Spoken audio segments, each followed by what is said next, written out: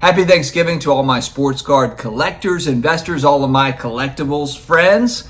We're back again. It's Thanksgiving, maybe morning when this comes out. We're going to talk a little bit nostalgia today on Thanksgiving Day because frankly, it's just needed right now. It's just needed, my friends. You're probably wondering, why the hell do you care so much about cardboard, collectibles, and so forth? Before I do get started, huge thanks to today's video sponsor, Hake's Auctions. This is an auction house that does it right. Incredible collectibles from all walks of life, all sorts of different things, whether it be political pins, sports cards, action figures, video games, comic books. It's all the stuff at Hake's Auctions, so definitely check it out. All right, guys, I'm going to start this video off with a little bit of history into myself, and I'm hoping that helps to, spur on some of your own memories, because I know a lot of my viewership is 35 plus, mostly 40 plus, like me, a lot of dads out there. And my journey started in collectibles in 1987. I moved from England, where my dad was stationed. He was in the Air Force. He was an officer in the Air Force.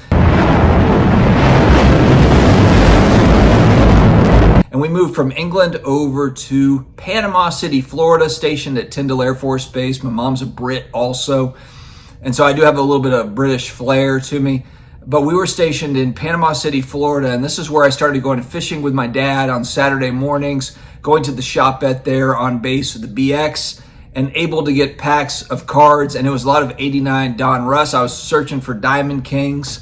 And I was looking for 89 Pro Set. Of course, Barry Sanders, Troy Aikman, Deion Sanders, and the rest of the gang. The rookie class of 1989, that was absolutely incredible. Going on Saturdays with my allowance to get Big League Chew, get an RC Cola, and get a pack of cards or a few packs of cards if I could afford it. And there was all sorts of different cards. We had Batman cards and different things in 1990. Now that I look back, a really amazing time in my life, and I think really in history. I think that, the 80s and the 90s and U.S. history and culture, we've talked a lot about this on the channel, and I think it will continue on. The pop culture from the 80s, 90s, it can't be touched compared to other decades. It just cannot be. It was absolutely incredible. Unfortunately, my parents divorced in 1992.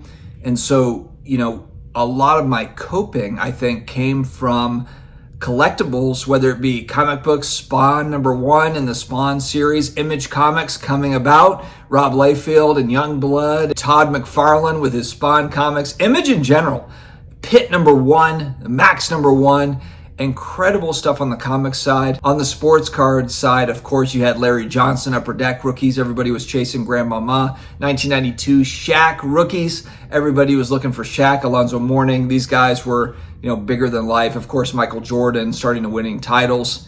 There was a lot going on. I personally watched Michael Jordan win his 6 titles, so I understand the mastery and the absolute dominance that was Michael Jordan, going back during those times. Of course, collectibles, card collecting, comic collecting, video games, a lot of this is a part of our history. It's a part of our upbringing, a part of our childhood. And it never will go away. And the thing that's kind of amazing is that it's spurred on a new generation of remakes. And, the next generation is into a lot of the same things. My son randomly playing Tecmo Bowl, found Tecmo Bowl on his Nintendo Switch. I play Retro Bowl. By the way, if you haven't checked out Retro Bowl on your iPhone, it's basically Tecmo Bowl but improved. But my son, who's 8, plays Tecmo Bowl without me telling me about the game. He found it on his Nintendo Switch. He's gotten big into football lately. He's playing Tecmo Bowl, exactly what I was playing in 1989, 1990. And it just goes to show that even with, Super Mario Bros. Wonder and all the amazing new games, and those games are awesome. He's got Mario Brothers Wonder as well. But even with all the new games, the nostalgia and the coolness of the old originals, it still lands. It still hits. And that makes me really optimistic just about the future of, pop culture that I grew up with. And whether it's collectibles that you're buying, selling, trading, whatever, or if you're just watching from the outside and just enjoying kind of seeing what's going on, it's fun to see that this stuff is being enjoyed by not just my generation, but also that next generation. And so on this Thanksgiving Day, obviously, I'm so thankful for my family. I've got healthy kids. My wife is fantastic, but I'm thankful for you all too. Viewership, you guys make it all happen.